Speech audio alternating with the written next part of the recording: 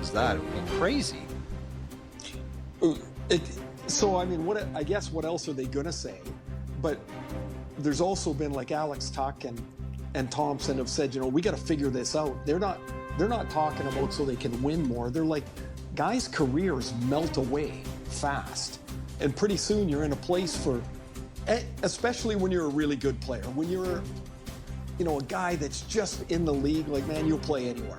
I was thrilled to play in Atlanta the last 3 years of my career. We got our teeth kicked in. I was just happy to be in the league, right? But those guys, they're looking and go, wait a minute, I could play on a really good team.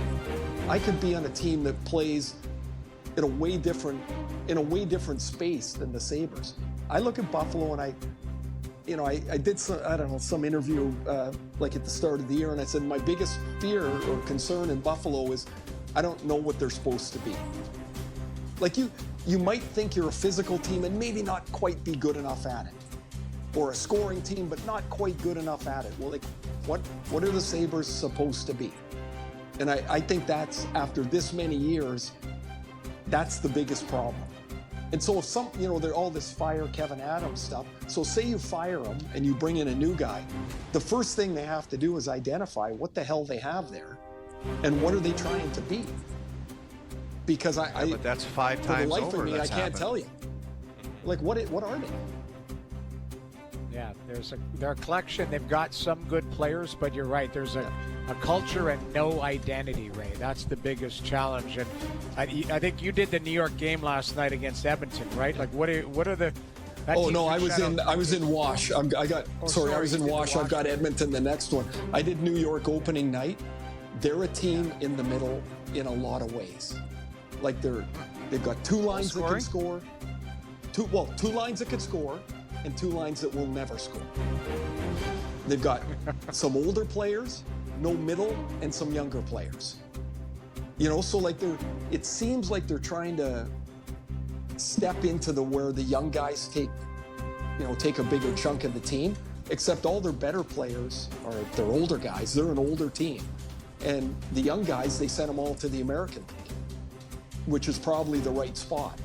But could you imagine, like, Noodles, you played there, and they haven't scored a goal in 3 games at home. Like that, you would feel that in the arena, like halfway through the anthem. Like you'd feel people getting nervous. It's like like JT Miller's like, relax, it's 3 games, and he's totally right. Except I don't know games. Like what exactly, what are they going to be? Like, are they going to score enough to be good enough? And I don't know that they are. Well, on an individual basis, Elias Pettersson, I guess, came out today and said, I got to take some ownership for my slow start. Speaking of his slow start, he's got 1 assist, and they're panicking Vancouver. Yeah. I've picked up on that people aren't sure where Adam Foote's going with his team and what's going to happen. And like with Pettersson, we've talked about him so many times over the years, the 3 of us and the 4 of us when you join us, Ray. And I'm getting concerned from afar of like whether or not this guy can get out of the rut. And you see him up close, and you know the market, yeah. You know how they feel about him. Like, give us the glass half full, glass half empty approach to him on why you think he could return back to superstardom, or why maybe this is who he's going to be, and if so, that's going to be serious trouble for Vancouver. Well, if this is who he's going to be, they've got enormous problems because he's their highest paid guy. They're not strong in the middle of the ice. He has to be their best centerman. And if this is how he can play, then like they're sunk. I mean, like how are you going to work around that? The glass half full is that he's healthy and he was really engaged and skated quite well in training camp. It's like the game overwhelms him right now at times. And I'm really like, it's not like he had a 50-point year and you're like, oh, maybe he could get to 70. He had a 90-point year. Like, where did it go? 100-point year one time? Did he get it? Did he get that Close. high? He was tipping up on him for sure. He was. I'm pretty sure I'm that like, cat had 100 points in the National Hockey League. Like, where does it go? Like, how do you go? Like, this is the thing I just cannot get from him. Is like, it can't just disappear, can it? Like I don't understand. I can't think of anyone that I would compare to that sort of thing.